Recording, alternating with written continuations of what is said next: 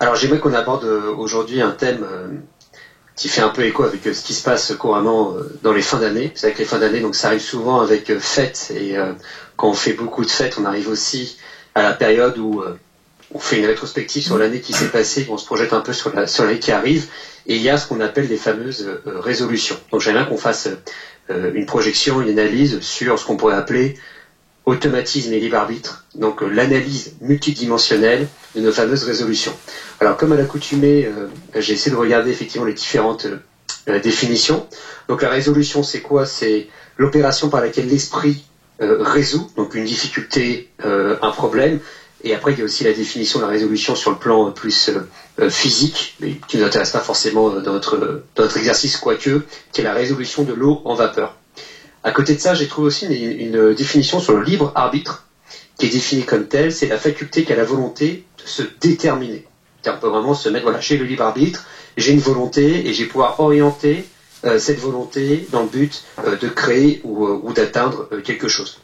Et j'ai aussi essayé de chercher une définition pour la programmation. Et ce qui est assez intéressant, c'est que dès qu'on veut chercher une définition pour ce qu'on appelle la programmation, on tombe très vite dans l'univers en fait informatique. Et il n'y a pas trop de définition qui va coller en fait, au monde de l'humain. La seule chose où la programmation va se connecter avec ce qu'on pourrait appeler le monde de l'homme, c'est qu'on programme quelque chose. On va programmer une réunion, on va programmer des vacances. Et c'est vrai que la programmation et l'être humain, c'est quelque chose qui n'est pas du tout encore très clair sur le domaine de la définition. En termes de citation, comme d'habitude, sur les résolutions, il y a donc une citation de Henri de Montléran, qui est un dramaturge. Il dit « Si tu te résous toi-même, le problème du monde est résolu ». Comme si, en fin de compte, l'être humain était un problème en lui-même, et à partir du moment où on est capable de se résoudre, tout le reste suit cette dynamique. En termes d'autres situations, pas forcément sur les résolutions, mais sur la programmation. Donc je vais faire deux citations, une de Bernard de Montréal et puis après celle que vous tirez donc de votre livre La Genèse de l'homme nouveau. Alors Bernard de Montréal, il dit quoi sur la programmation? Il va dire l'homme nouveau réalisera à quel point il fut agressé durant l'évolution au cours de son expérience planétaire et combien cette expérience fut vécue selon la programmation établie avant sa descente de la matière. Bon voilà, à travers ces paroles un peu hermétiques, il y a une programmation qui va venir agresser, qui va venir enfermer l'être humain. Et quant à vous, donc dans la genèse de l'homme nouveau, il y a quelque chose qui résonne énormément dans cette partie résolution. Vous dites, donc dans la partie consacrée un peu au libre arbitre, vous dites, lorsqu'un individu, donc je cite, lorsqu'il essaie de changer les comportements qui lui nuisent, donc on parle effectivement de résolution comme par exemple arrêter de fumer ou arrêter de boire ou des choses comme ça, donc lorsqu'il essaie de changer les comportements qui lui nuisent, l'ego involutif pense qu'une simple prise de conscience suffit. Voilà, c'est un peu ce qui arrive un peu à tout le monde, on est « oh là là, j'ai trop fumé ou j'ai trop bu cette année, bon allez, cette année 2024, c'est sûr, j'arrête tout ça ». Et donc n'étant pas en fait des rouages de sa programmation, et surtout de la puissance qu'elle a sur lui, donc cette même programmation, il rencontre très rapidement d'énormes difficultés à atteindre le but qu'il s'est donné, et ce, pour la simple raison qu'il ne saisit pas l'ampleur de l'influence vibratoire des programmes. Donc c'est-à-dire que, et ce que vous mentionnez aussi dans le livre, c'est-à-dire qu'il y a certains individus, peut-être un peu plus matures, qui vont y arriver, mais c'est à coup d'efforts terribles, mais la plupart vont abandonner du fait justement de ces programmations. Et alors c'est la première question que je voulais vous poser à travers tous ces éléments. Est-ce que d'un point de vue multidimensionnel, ça a encore un sens dans cette fin d'année de prendre de bonnes ou de mauvaises résolutions? Ouais. Les gens qui prennent des résolutions, justement, c'est à partir de leur conscience psychologique. Autrement dit, ils ignorent complètement la réalité systémique, les forces systémiques. Voyez-vous? Alors, prendre des résolutions, comme je le disais dans mon livre, être déterminé à changer quelque chose, c'est bien beau, c'est des bons vœux pieux, mais ça pèse pas gros dans la balance si une personne, justement, ne persiste pas par pur entêtement, là, ou n'a pas conscience de ce qui se passe au niveau de la mécanique systémique, au niveau des forces systémiques. Voyez-vous?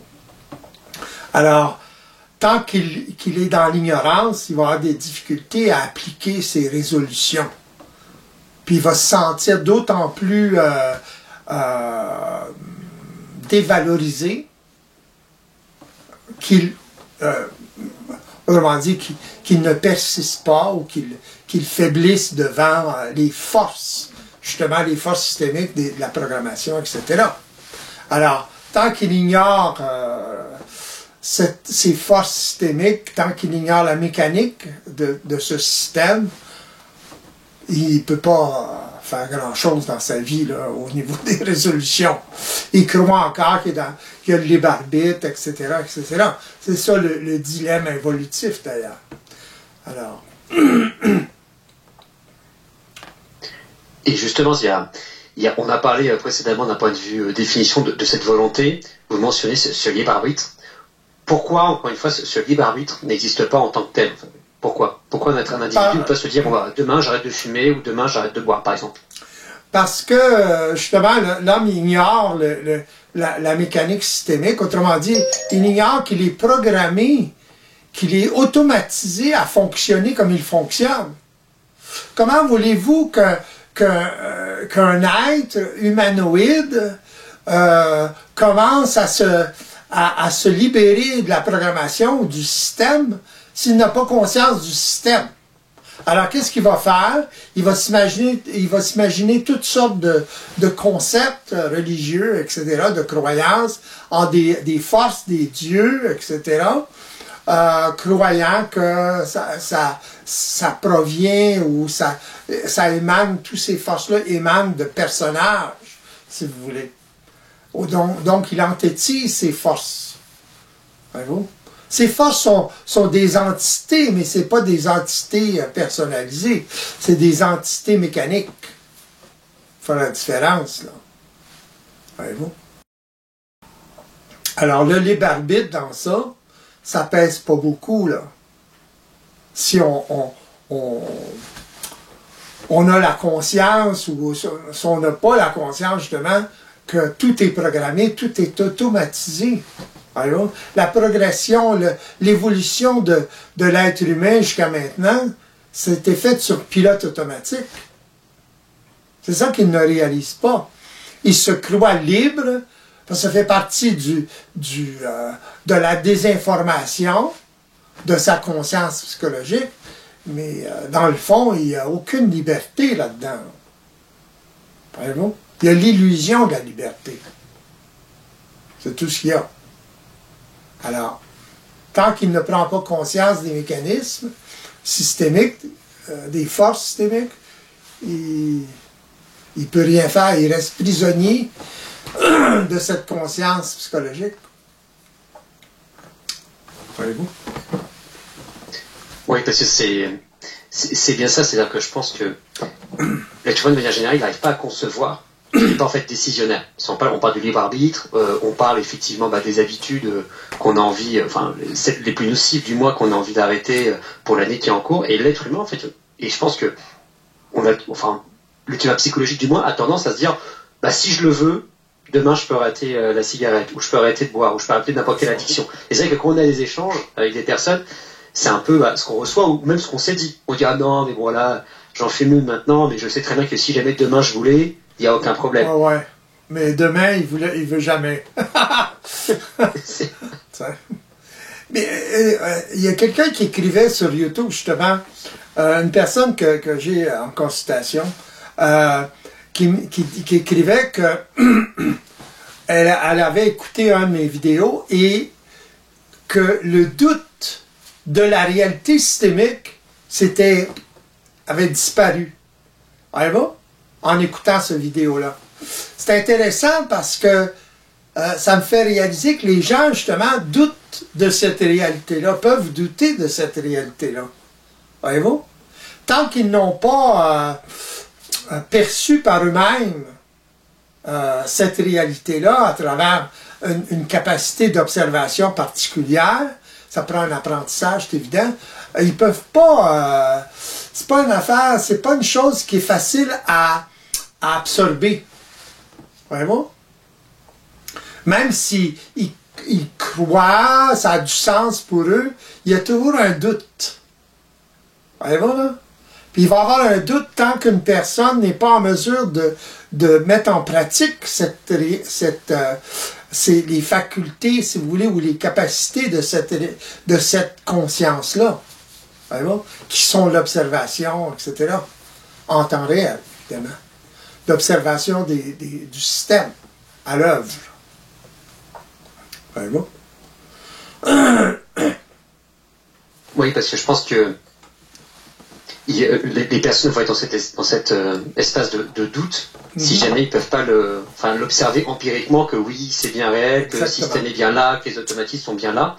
Et je pense que même ce doute à observer, qu'il soit dans le monde extérieur, ça crée aussi ce doute à l'observer en fin de compte envers nous-mêmes. Je pense que si jamais il n'y a pas une capacité à pouvoir identifier ses propres automatismes, quelque part on va avoir énormément de difficultés à observer les automatismes qu'on peut percevoir extérieurs à soi. Et non seulement les automatismes, mais globalement, cette réalité systémique, universelle, finalement, tout fonctionne comme ça.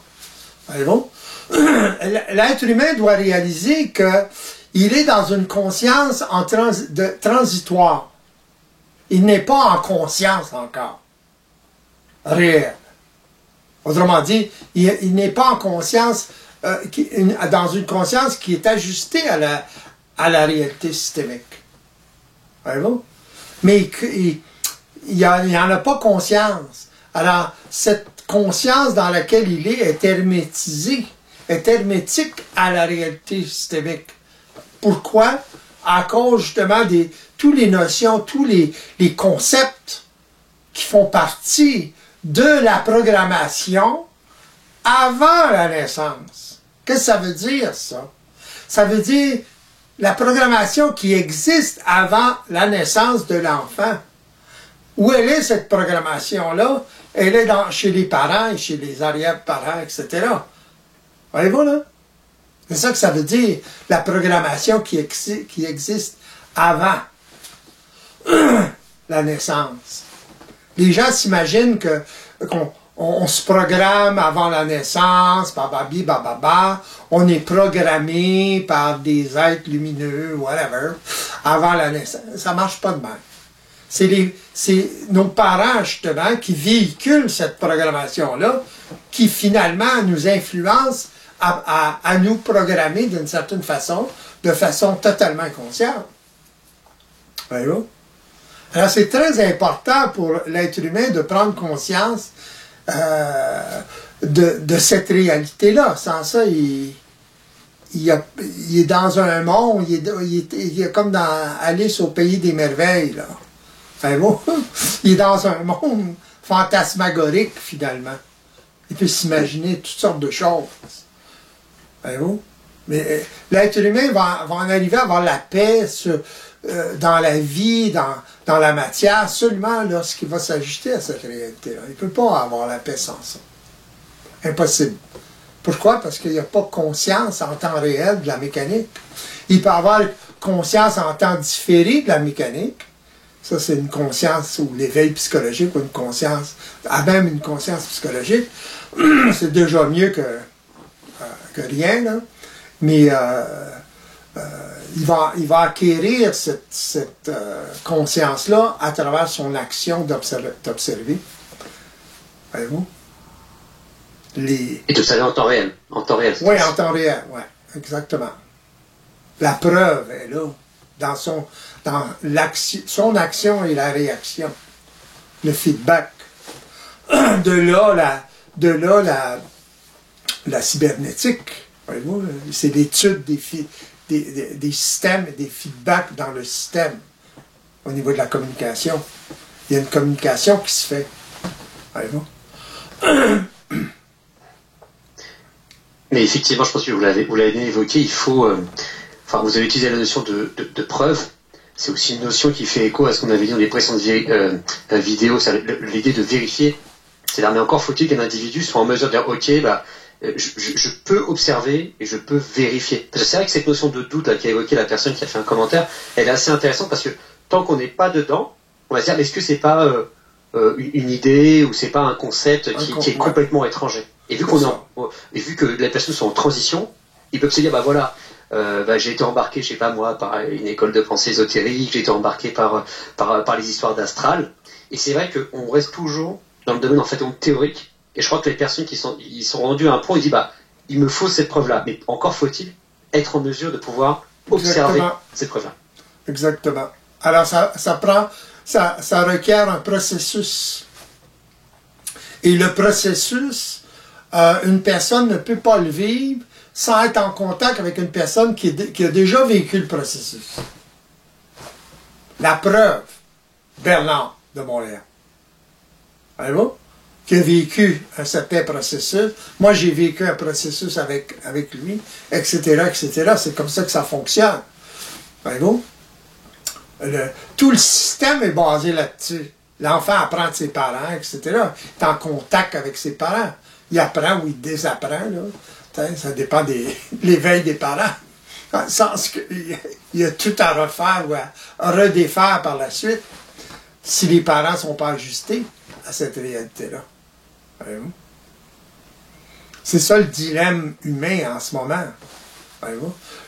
Comme vous disiez au début, lorsqu'un individu en arrive à déchiffrer tout ça, voyez-vous, et prendre conscience de la réalité systémique, et est en mesure d'observer en temps réel, à ce moment-là, il résout sa problématique humaine à lui individuellement. Donc, le début de la résolution, si vous voulez, de la problématique humaine commence. Au fur et à mesure qu'il va y avoir des gens en contact avec cette réalité-là. C'est comme ça que ça fonctionne. Ça peut prendre beaucoup de temps, comme ça peut être assez rapide. Surtout aujourd'hui avec les moyens qu'on a, là, Internet, etc. Ça peut être très rapide. Ça dépend aussi des circonstances, de qu'est-ce que vit l'homme en général, etc. Voyons. Ouais, c'est commencer effectivement, comme on l'avait mentionné au début, par se résoudre soi-même. Je pense qu'on est la plus grande résolution à faire, qui est soi, pas forcément les autres, et tout va suivre. J'aimerais revenir sur cette programmation que vous avez évoquée, c'est la programmation prénatale avant la naissance. Et c'est vrai que dans votre livre, vous avez un chapitre qui est dédié à ça, l'importance effectivement de l'environnement et surtout l'impact peut avoir l'environnement quand l'enfant est encore à l'intérieur de la mère. Et justement, c'est une question que je voulais vous poser. Vous associez en fait souvent une programmation à un événement, à une émotion. Et j'aimerais bien savoir que vous reveniez un peu sur l'association qu'il y a entre la puissance d'un programme et la puissance d'un événement associé à une émotion. Pour savoir un peu comment tout ça s'articule. Ce qui fait que le programme va être puissant parce que celui-ci va être associé à un événement précis ou va être associé à une émotion précise. Ou peut-être un peu les trois. Oui. Et ce n'est pas seulement un événement. Vraiment. Il y a une récurrence du même genre d'événement, mais dépendant aussi de l'intensité, là, ça peut être différent, ça peut avoir la différence au niveau de l'intensité, mais c'est la récurrence, la constance des événements qui crée la réaction chez l'enfant, par exemple, face à son environnement, et qui crée le programme, autrement dit l'automatisme. Si vous voulez développer un automatisme, il faut pratiquer. Allô? Si vous voulez faire un tour de magie, il faut pratiquer. Allô? Si vous voulez apprendre quelque chose, piano, il faut pratiquer. Si vous ne pratiquez pas, ça ne marche pas. Donc, la constance de la pratique va faire la différence. C'est la même chose au niveau de la programmation. La constance des événements, les gens, où l'environnement de l'enfant est constant.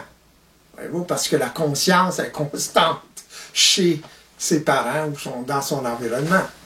Alors, il va toujours avoir le même genre de réaction.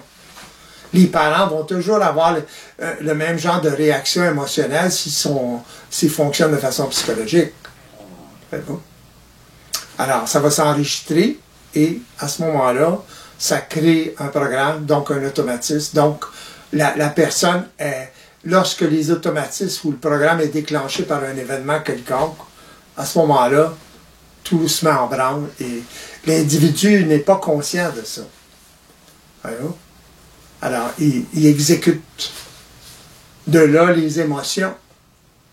Alors, l'individu n'ayant pas conscience de la mécanique, en temps réel en tout cas, à ce moment-là, il ne voit pas cet aspect-là. Il prend ça pour du content, là. La mise en vibration qu'il vit, il ne sait pas que ça provient de la mémoire puis des expériences passées qui se sont accumulées. C'est pas la comment je dirais ça, non, la particularité de l'événement qui est important. En psychologie, oui, moderne, oui. Mais au niveau vibratoire, c'est pas la particularité. Voyez-vous? La forme, si vous voulez. Donc, l'individu, il n'a pas conscience de cette mécanique-là. Donc, il va justifier sa mise en vibration en fonction de l'événement. Et là, ça devient une émotion. Faire la différence entre les deux. Les gens c'est la justification. Oui, autrement dit, les bonnes raisons qu'il a de réagir comme ça. Puis qu'il y ait des bonnes raisons. Sans ça, il perd la raison, là. Voyez-vous, dans le sens qu'il est assujetti par quelque chose, ça doit avoir un sens pour lui. Sinon, il capote, là. Et justement, on en vient justement aux choses qui sont souvent associées aux résolutions, c'est-à-dire, ah là là, bon, j'ai passé, je sais pas, une mauvaise journée, je fume, mais c'est normal, c'est mon moyen pour me détendre. On va toujours arriver à des justifications qui vont venir confirmer. Oui, dans le sens, bon, ben, il est arrivé tel événement, ça m'énerve, donc j'ai besoin de la cigarette. Tant que les événements sont là, ben là, je vais fumer. Voyez-vous? Donc, la personne voit seulement qu'une partie, là. Elle ne voit pas la mécanique ou les automatismes créés par le besoin de fumer, le maniérisme, si vous voulez, l'automatisme d'avoir une cigarette dans la main, etc. Surtout quand on commence à s'énerver, ou on prend un coup, ou whatever. Voyez-vous? Alors, à ce moment-là, ben, l'individu, n'ayant pas conscience de ça, il ne peut pas rien changer, là. À moins que la maladie, quand il commence à tousser, là, il peut avoir des bonnes raisons d'arrêter de fumer. Mais il va trouver ça difficile quand même parce que l'habitude est là pareil. Il y a non seulement l'habitude programmée, il y a la programmation chimique aussi. T'sais? Au niveau de son corps, au niveau des produits chimiques qu'il y a dans la cigarette. La nicotine, par exemple. Pas seulement la nicotine, d'autres produits chimiques que les compagnies mettent là-dedans pour amener à une demande de nicotine. D'accord, ok. Donc il faut un cocktail qui vont créer la dépendance, il va y avoir une dépendance d'un point de vue programmatique, donc la multidimensionnelle, mais aussi une dépendance physique. Ah oui, chimique. Ouais. Les gens savent pas ça. Les gens n'ont pas conscience de ça, mais les compagnies de cigarettes, là, tout ça, là, ils mettent des produits chimiques. Ils additionnés à la nicotine pour qu'il y ait une demande de nicotine, genre. D'accord. C'est un drôle de jeu. De toute façon, les grosses compagnies ont toujours des aspects du genre occulte. C'est pas psychologique, c'est physique comme ça, c'est chimique. Ils jouent. Surtout aujourd'hui avec l'inflation, etc. Vous achetez une boîte de biscuits, là. Il y a moins de biscuits dedans, c'est la même grandeur de boîte. Oui. Le prix est plus cher, mais il y a moins de. Ils vont réduire, par exemple, la capacité du plastique en intérieur, etc. On s'en aperçoit pas, mais là, si on regarde de plus près, là, il y a toujours des jeux comme ça. Bien sûr, des trompe-l'œil. Il il y a un terme en anglais, je crois que ça s'appelle du shrimp marketing, ça fait du marketing de la sardine, ou chose comme ça, ou de la crevette, je sais plus, qui consiste à vraiment réduire le plus possible. Ouais, c'est shrink. Ça veut dire réduire. C'est ça. Shrink. On a vu ça. Oui, il y a des gens qui font des vidéos par rapport à ça, par rapport aux choses qui arrivent à chaque fête. C'est pas les boîtes de chocolat, les Ferrero, pour pas citer de marque. Ouais. Mais c'est vrai qu'on a remarqué que c'est moins trop qu'avant. Il me semble qu'il y en avait plus avant. Là, c'est plus cher en plus. Fait que... Bah, bien sûr. Il faut combler les trous là, d'un point de vue de l'inflation. Ouais. Mais ok, mais alors imaginons justement que, et là c'est pour revenir à cette notion en fait de volonté. C'est-à-dire, là on l'a précisé, et vous l'avez précisé aussi dans votre livre, la genèse de l'homme nouveau, même si jamais il y a une personne qui s'en rend compte, c'est-à-dire qu'elle est dans un truc de programmation, c'est extrêmement dur de s'en sortir, et c'est là où les amis ou la famille vont dire si tu le veux, tu peux. Est-ce que ça vaut quelque chose, cette notion de volonté, à travers votre vision multidimensionnelle? C'est quoi la volonté? C'est une illusion, pareil, c'est comme le libre arbitre, c'est quelque chose qui n'existe pas du tout, qui existe un tout petit peu. C'est quoi en fait la volonté il y a une volonté, mais c'est pas la volonté de l'individu. C'est pas la volonté de la personne. La personne n'a aucune... Une personne qui est dans une conscience psychologique, au niveau de sa personne, il n'y a aucune volonté. Parce qu'elle est englobée par une conscience psychologique. Allez-vous? L'être évolutif, il est dans la volonté des programmes. C'est les programmes qui lui donnent sa volonté. Voyez-vous? Dans le sens qu'il peut se fâcher, il y a de la volonté à faire quelque chose. Bon, mais c'est toujours les programmes. S'il est programmé pour ça, ça va. Mais à part ça, non. Il n'y a aucune volonté. Pourquoi? Parce qu'il n'est pas dans l'intelligence. Pour avoir de la volonté réelle, il faut être dans l'intelligence des choses. De la mécanique systémique. Dans le sens que faut être en mesure d'observer la mécanique. Être dans l'intelligence, ça veut dire observer. Observer en temps réel, c'est être dans l'intelligence de ce qui se passe en temps réel. Lorsqu'on est dans l'intelligence de la réalité, en temps réel surtout, on a la volonté. Mais c'est pas une volonté comme ça, là. C'est un début de volonté. Lorsqu'on répète l'expérience, on crée un programme, là, on est supporté par le programme. Sans ça, c'est très difficile. Même si on est dans l'intelligence, parce qu'on n'est pas habitué, on n'est pas automatisé. Lorsqu'on n'est pas automatisé, la volonté n'est pas puissante. Elle devient puissante lorsqu'on crée un programme, lorsqu'on a une constance à vivre la même chose, autrement dit, être dans l'intelligence et agir en conséquence. Voyez-vous? Commencer à agir en conséquence. Lorsqu'on commence à agir en conséquence et on répète l'expérience, à ce moment-là, il s'accumule de l'expérience, donc de la mémoire, et donc on crée un programme qui va supporter notre volonté réelle. Voyez-vous? C'est la même chose qu'un enfant. J'expliquais plus tôt. Il va réagir à son environnement, il va se créer une programmation. Voyez-vous? Il va créer. Mais il n'en a pas conscience de ça. Il agit, il réagit, donc il se crée une programmation. Le système est fait comme ça. Tout s'enregistre. Tous nos faits et gestes s'enregistrent tout le temps. Vous répétez quelque chose, vous n'en apercevez même pas que vous le répétez, puis il se crée un programme.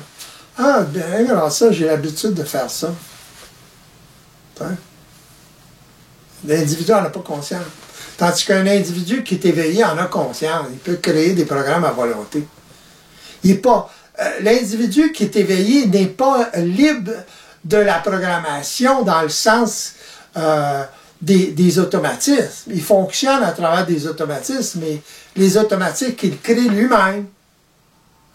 Les automatismes qu'il n'a pas créés lui-même de façon consciente, qui lui nuisent, à ce moment-là, à cause, parce qu'il est en mesure de les observer en temps réel, à ce moment-là, ils sont inefficaces. C'est l'observation qui les rend inefficaces. Autrement dit, ça enlève la puissance au programme, aux automatismes. Mettre les culottes à terre des automatismes, autrement dit. Voyez-vous? Parce qu'il observe, parce qu'il est dans l'intelligence de ce qui se passe. Seulement. Voyez-vous?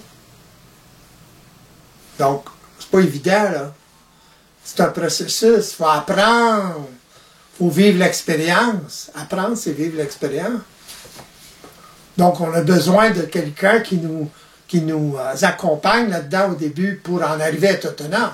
Le but, c'est d'en arriver à être autonome, mais comment se libérer d'une conscience arithmétique comme ça? Oubliez ça, là. Voyez-vous? Sans être accompagné.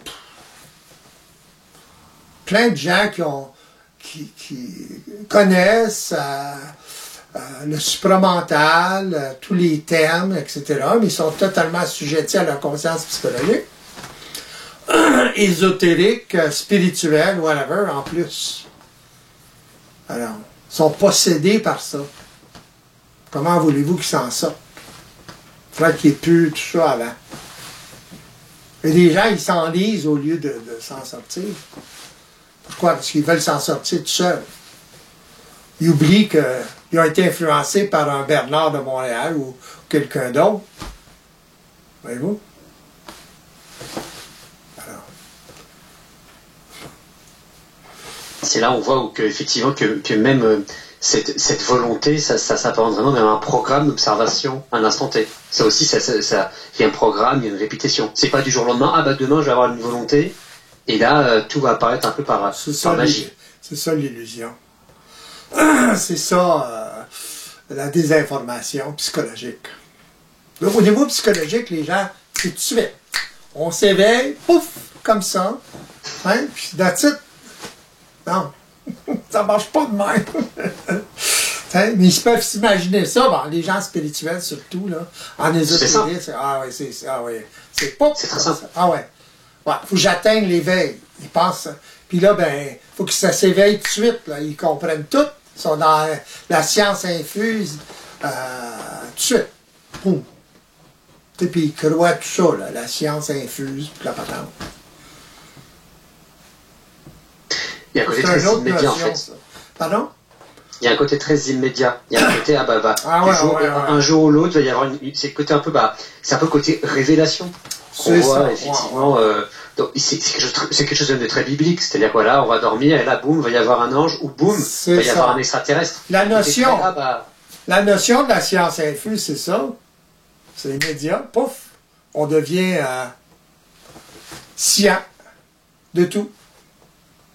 Tout d'un coup, boum. C'est pas ça que ça veut dire. Ça, c'est l'imagination psychologique. C'est la notion involutive de cette réalité-là. La science infuse, c'est pas de la science infuse, c'est tout simplement une capacité d'universaliser sa conscience, autrement dit, s'ajuster à la réalité systémique, point final. À ce moment-là, on a quelque chose en référence. Si vous voulez appeler ça de la science infuse, voyez-vous? Et c'est vrai que la société, oui. C'est vrai que c'est intéressant avec ces méthodes, parce qu'en fait, on appelle ça des méthodes miracles, ou la science infuse, ou quelque chose d'immédiat, mais on a une société qui est très comme ça. C'est-à-dire qu'on a une société où on veut tout de suite, très rapidement. Ouais. Et c'est là où on voit qu'on se détourne totalement de ces logiques, justement, de programme, où c'est avec la fréquence, où c'est la répétition qui va initier une certaine puissance derrière.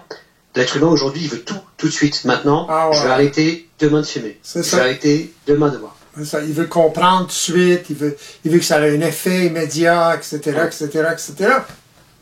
Ça vient d'où, ça? C'est ce besoin d'immédiateté. Ça fait partie des illusions involutives de la conscience psychologique. C'est de même que ça fonctionne. C'est l'immédiat, c'est l'instantané, c'est Voyez-vous? Pourquoi? Ah, ça, c'est intéressant. Oui. Parce que l'être humain est assujetti au programme, justement. Il est habitué à être sur le pilote automatique. Pour ça. On dirait qu'il n'y a pas de relation, hein? Il y en a une directe. Il est habitué à faire aucun effort. Il est tout le temps sur le pilote automatique. Alors, il veut les choses immédiates. Voyez-vous?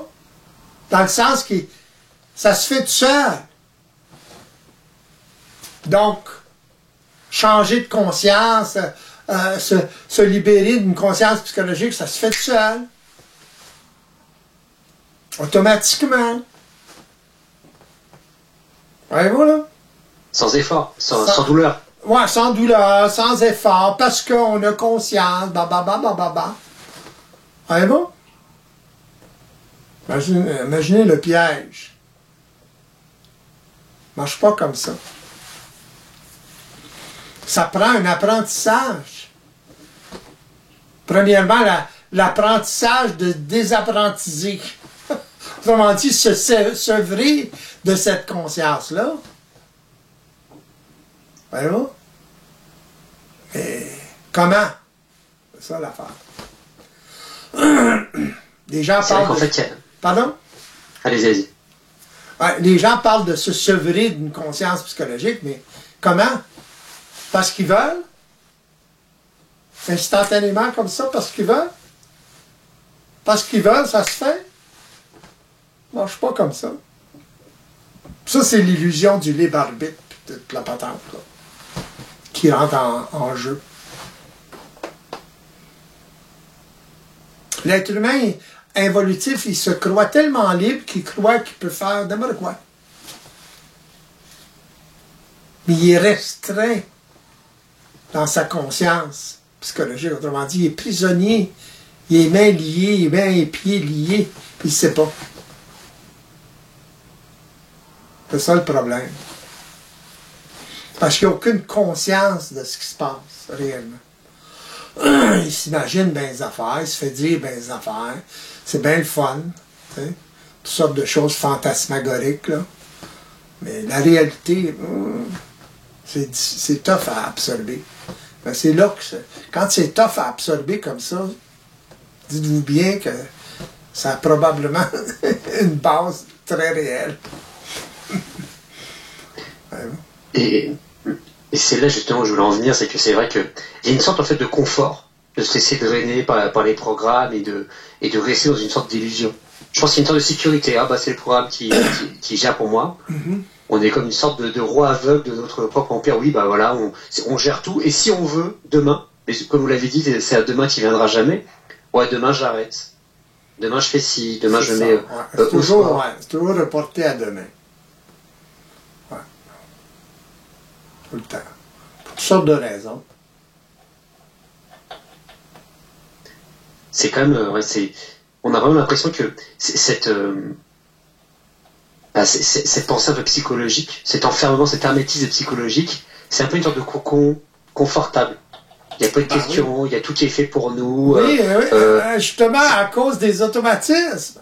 Voyez-vous là? C'est all inclusive, quoi. C'est all inclusive, bon. Ouais, exactement. Voilà. C'est automatique.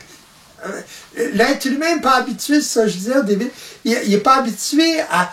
Je parle d'effort, c'est pas un effort comme tel, là, mais il n'est pas habitué en dehors des automatismes. Autrement dit, il est tellement habitué à la facilité des automatismes qu'il ne peut pas s'imaginer fonctionner autrement. Voyez-vous? Dans le sens d'intervenir là-dedans. Voyez-vous? Dans le sens d'aller contre ça. Donc, là, à ce moment-là, il s'attaque au confort. Voyez-vous? Parce qu'il y a une partie confortable là-dedans. Ça se fait tout automatique. Voyez-vous? Mais il y a bien de la misère à se sortir de là. Parce qu'il est habitué à être sur le pilote automatique tout le temps. Tout simplement. C'est un pilote automatique. Des automatismes, en fait. Oui. C'est un pilote automatique, oui. Et la plupart pensent que c'est eux qui pilotent. Exact. C'est un peu comme l'enfant qui pense que c'est lui qui va jouer à la console, alors qu'en fait, c'est le père ou la mère derrière qui... Ah, c'est ça. C'est comme embarquer d'une Tesla, puis tout automatique. La personne a l'impression de conduire quand elle ne sait pas conduire. Hein? Fait que tout se fait automatiquement, mais elle a l'impression que c'est elle qui conduit. Exactement. Alors méchante illusion, là. Oui, en plus très confortable. Voilà, il n'y a pas de pression. À part que quand ça devient pas confortable. Voilà. Dans le sens des séquelles de tout ça, là. Parce que il y a des automatismes qui sont acceptés, si vous voulez, même si on n'en a pas conscience. Il y a d'autres automatismes non, qui les fait souffrir, c'est évident. Ça, ils veulent pas, ceux-là. Mais c'est un package deal. Dans le sens que tu fonctionnes avec ça, tu as tout le reste. Pour le pire et pour le meilleur. Pour le meilleur, pour le pire, ouais, exactement. C'est ça.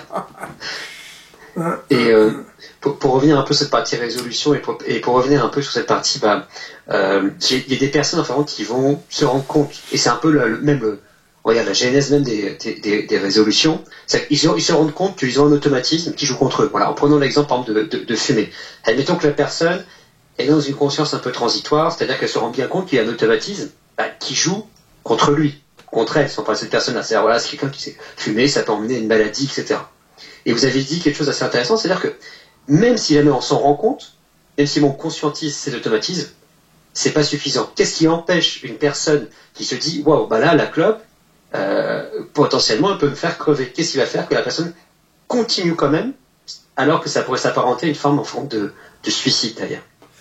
Ça dépend à quel point, justement, elle prend conscience du danger, OK, d'une part, et de l'autre, l'intensité de la programmation. Autrement dit, des mises en vibration lorsqu'elle fume. Si une personne très intense, elle va avoir plus de difficultés. Voyez-vous? Parce que l'intensité est plus forte, donc l'automatisme est encore plus fort. Donc, elle doit encore prendre conscience particulièrement du danger. Voyez-vous? Puis, il y a un jeu qui se fait là, entre les deux. Entre le besoin, pas le besoin, mais l'intensité de l'automatisme à fumer et la gravité de la maladie. À un moment donné, il faut que ça dépasse. Un coup, ça dépasse, là, la personne peut avoir un peu plus de volonté à s'en sortir, autrement dit, arrêter de fumer. Sans ça, il est assujetti à des automatismes. Voyez-vous? C'est pour ça, d'ailleurs, que au niveau des arrêtés de fumer, l'hypnotisme fonctionne jusqu'à un certain point. Voyez-vous? Parce que là, la personne suggère. Elle va créer un autre programme, finalement. Ça peut aider. Ok. Et vous l'aviez évoqué aussi précédemment, une personne justement qui est dans cette approche multidimensionnelle, bon, imaginons que c'est une personne qui était amenée, je sais pas, à fumer dans le passé, quand elle va être dans cette période transitoire, une période de transition qui l'amène justement vers cette vision multidimensionnelle, elle va quand même subir quelque part aussi ce programme, non? Elle va identifier le fait de fumer, il va y avoir un côté nocif, mais c'est-à-dire qu'elle va couper net immédiatement, ou va quand même... pour couper, justement, elle va observer en temps réel la mise en vibration. Elle est consciente du danger, donc elle va observer en temps réel la mise en vibration, le déclenchement du programme.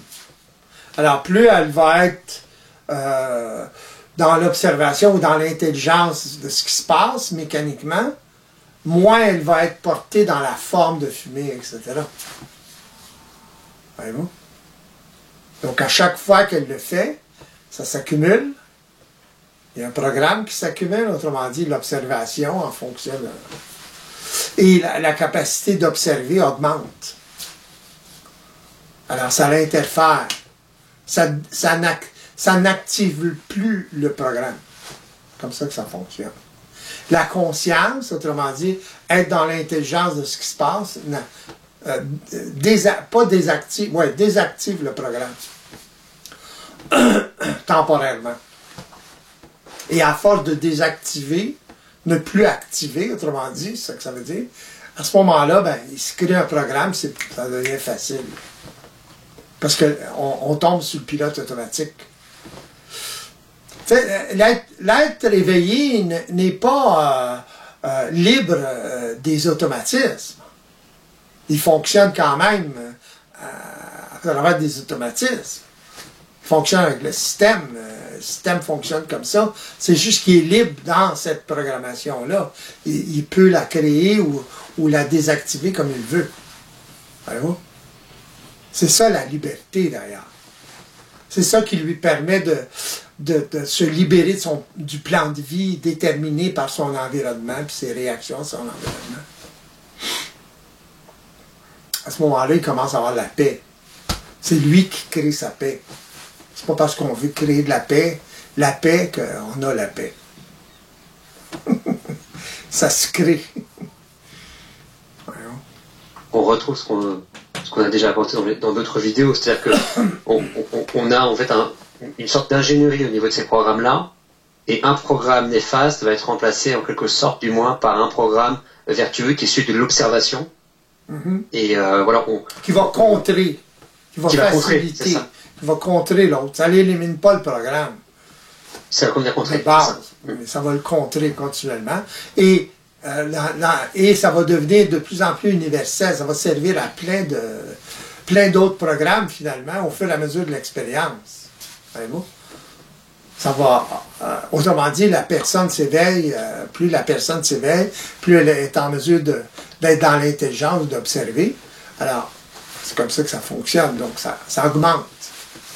Et ça a l'influence sur tous les programmes, la vie de la personne, finalement. Ça change complètement la vie de la personne. Ça la libère de son plan de vie, donc de sa conscience psychologique ou des effets de la programmation psychologique. Voyez-vous? Ou involutive, c'est la même chose. Et ça vient apporter des éléments de réponse sur une question justement que j'ai voulu vous poser. La question c'était, peut-on lutter contre un programme, une programmation? Alors c'est pas un affrontement, on va dire, direct, mais c'est plus générer un programme qui va venir, lui, en quelque sorte, se substituer ou rentrer en collision avec celui-ci. Mais il doit d'abord se développer une conscience en conséquence et l'application de cette conscience-là. Voyez-vous? Dans le sens que la personne prend conscience de la mécanique ou de la réalité systémique ou des forces systémiques et développe, c'est ça le processus d'ailleurs, développe une conscience qui est ajustée à la réalité systémique. Et c'est à ce moment-là, justement, qu'elle se sèvre de sa conscience psychologique à travers, justement, l'observation des automatismes subtils de la conscience psychologique. Ils sont beaucoup plus subtils. T'sais, arrêter de fumer avant une mise en vibration, c'est moins subtil. C'est plus difficile, c'est évident. Mais au niveau de la conscience psychologique, le sevrage se fait dans l'observation des automatismes subtils de cette conscience-là. Autrement dit, le concept, la façon de parler, la façon d'être, de réagir, surtout à travers la parole, etc. Alors, à ce moment-là, lorsque la personne commence l'apprentissage d'observation, elle commence là, au niveau subtil. Parce qu'il n'y a pas de grosses mises en vibration. Quand il y a des grosses mises en vibration, c'est plus intense, c'est à peu près impossible là, pour une personne d'observer en temps réel, sans apprentissage préalable.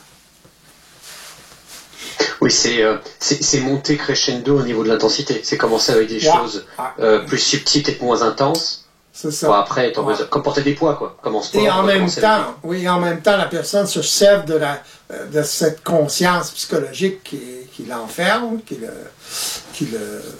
dont il est prisonnier, et il se libère tranquillement. C'est pas une libération instantanée. Encore une fois. Ouais, c'est encore une fois un véritable apprentissage. Ouais. Ben oui. Parce que oui, je pense que c'est vraiment le delta peut-être un des plus importants du moins, c'est vraiment cette mise en pratique. On en parlait précédemment, c'est-à-dire la preuve, la vérification, l'expérimentation. C'est vraiment cette mise en pratique qui est vraiment C'est la mise en pratique qui fait toute la différence, qui crée la conscience, finalement. Qu'est-ce que c'est la conscience? C'est l'accumulation des expériences, tout simplement. Alors, la personne change de point de vue. Avant ça, elle avait un point de vue comme ça. Maintenant, il y a un point de vue comme ça, 360 degrés. Voyez-vous? Mais ça prend un apprentissage. C'est pas parce qu'on... OK, c'est bien. Non, ça fonctionne pas comme ça. Les gens pensent, ils croient ça. Beaucoup de croyances. Hein? Parce que, justement, ils n'ont jamais rien connu autre que leur conscience psychologique. De bas ou de haut niveau. C'est toujours une conscience psychologique. Voyez-vous? Involutive. Il y en a qui voltigent là-dedans. Mais ils sont quand même prisonniers encore plus. Quelqu'un qui est plus pratique, il peut plus s'en sortir qu'une personne qui voltige dans cette conscience-là. Qui a moins de forme à défaire. Voyez-vous? Oui, parce qu'il y a l'expérience, il y a effectivement la mise en pratique, et il y a peut-être aussi, comme vous l'avez évoqué, peut-être et surtout, le contact aussi avec une personne qui est dans cette conscience-là. Parce que c'est comme l'exemple que vous l'avez cité, c'est-à-dire qu'une personne peut donc venir se gaver de l'œuvre de Bernard de Montréal et toutes les personnes qui vont venir un peu composer ce qu'on pourrait appeler cette suprasphère, mais si jamais on est tout seul, on peut expérimenter quelque chose de psychologique, penser qu'on est dans l'analyse multidimensionnelle et rester coincé en fin de compte. C'est ça. S'il n'y a personne de vous ajuster, là, vous ne verrez pas. Une personne peut voir un petit peu plus que l'autre, je suis d'accord, mais grosso modo, c'est trop hermétique, cette affaire-là. C'est pas évident. Pourquoi c'est pas évident? À cause de l'influence de tous les concepts, tous les points de vue, le développement de cette conscience psychologique-là à travers le temps. Que c'est puissant. Voyez-vous? Très puissant. C'est ça que les gens ne réalisent pas. Ils ne réalisent pas dans quel bain ils baignent. Et est-ce que cette illusion de pouvoir y arriver tout seul, c'est pas lié aussi justement à cette notion de volonté, de libre arbitre? Ah bah, j'ai besoin de personne, moi je peux, c'est facile. Oui, exact. Oui. Ouais. Ils croient que l'individualité, c'est être seul. Voyez-vous? C'est individuel. Ça veut dire, on devrait être seul. Il faut s'en sortir par soi-même. Voyez-vous? Pas une chance. On retrouve un peu ça aussi de plus en plus face à la situation. Justement, il va y avoir les surréalistes, il va y avoir aussi les hermétiques qui décident de faire une sorte de sécession avec la société. Et c'est vrai qu'on retrouve toujours cette idée en fin de compte de solitude. C'est-à-dire, je me déconnecte, je fais sécession avec le monde réel. Et on a toujours cette image de l'ermite, et même, on n'a pas dans des différentes vidéos, mais quand on pense aux mythologies, aux mystiques, etc., ils sont toujours seuls. Ils savent qu'on va attribuer de l'importance. On va dire, on va voir le sorcier dans la forêt, ou la sorcière dans la forêt, ou le druide. Ouais, ils méditent ce côté seul, ouais, c'est ça. Ouais. Ouais. Ouais. Donc c'est vrai que c'est toujours très ancré. Se dire, celui qui a raison, il est souvent un peu seul, il est souvent loin de tout ça. Il est souvent à la marge, en fait. C'est pas ce genre de solitude-là. Oui. C'est la solitude par rapport au collectif, à l'influence du collectif, à l'influence des autres. Mais l'influence des autres dans le sens de la conscience psychologique involutive des autres. Voyez-vous ce que je veux dire? Ça, c'est un tour de force. c'est pas une distance, c'est pas une solitude géographique. Parce qu'en fait, je pense que c'est comme ça que les gens l'ont interprété. Ils ont dit, ah bah, si je m'éloigne géographiquement, que je suis tout seul dans ma forêt, là, je vais avoir une révélation, là, je vais avoir un ovni, ou je vais avoir Jésus, ou je vais avoir les anges qui vont arriver. Il y a toujours une dimension, c'est comme on parle aussi de la traversée du désert. Cette solitude, elle est quand même très prenante, hein, très présente dans là. De là, le besoin de la personne de pouvoir s'en sortir seule, en solitaire. Allez-vous? C'est ça. Alors qu'en fait, c'est une solitude, mais comme vous l'avez mentionné, peut-être c'est une solitude dans le sens pas d'impact, au moins maîtrisé du collectif sur soi. Oui, exactement. C'est une interprétation psychologique. Autrement dit, l'individu involutif, inconscient, c'est quelque part, ou il le sent plutôt, l'influence du collectif. Il ne le sait pas au niveau mécanique, au niveau de la réalité, mais il veut s'isoler de ça. C'est un réflexe, comme. On pourrait dire que ça fait partie de la personne, OK? Mais de la personne inconsciente. Voyez-vous? C'est comme les programmes fondamentaux d'une personne. Les besoins fondamentaux, ça fait partie de la personne, c'est une programmation normale. Voyez-vous? Alors, c'est un peu la même chose. La personne a réagi. C'est un peu comme la rébellion des adolescents. Même chose. Ça réagit, puis ils ont raison de réagir. Dans le sens qu'ils veulent se sortir du giron familial, autrement dit, de l'autorité familiale. Dans le sens que ça va contre le besoin fondamentaux de quoi? D'être autonome, de vivre leur autonomie. Qu'est-ce qu'ils font les ados en rébellion? Ils veulent vivre leur autonomie. Tout croche, d'accord? Bien souvent. Mais ça, on pourrait dire, c'est la personne, les besoins fondamentaux de l'individu ou de l'adolescent. C'est un peu la même chose.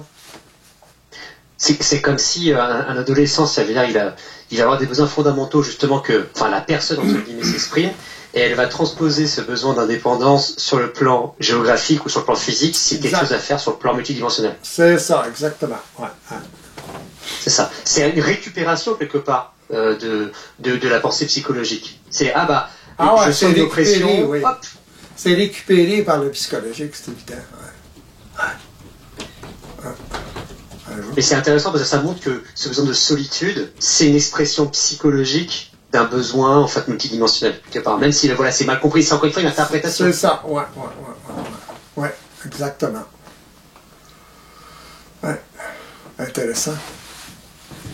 Et justement, si pour presque conclure, je pense que ça fait par rapport à tout ce qu'on s'est dit, c'est que quelque part, pour quelqu'un qui est prisonnier, on va dire d'addiction ou de réflexe ou d'habitude qui le désert, en fait, on ne peut pas prendre de bonnes résolutions tout seul. Donc, il faut d'abord réaliser la genèse de ces addictions, ces habits, et plus facile. Oui, pour commencer, la résolution, c'est le commencement. C'est un commencement de volonté, mais il faut le mettre en pratique. Si on ne le met pas en pratique, à ce moment-là, on va avoir des belles résolutions. Ça reste des résolutions. Voyez-vous? C'est la pratique qui va faire la différence. Même chez une personne inconsciente. C'est le en pratique, puis plus il va le mettre en pratique, plus il se crée un programme, même s'il n'en est pas conscient.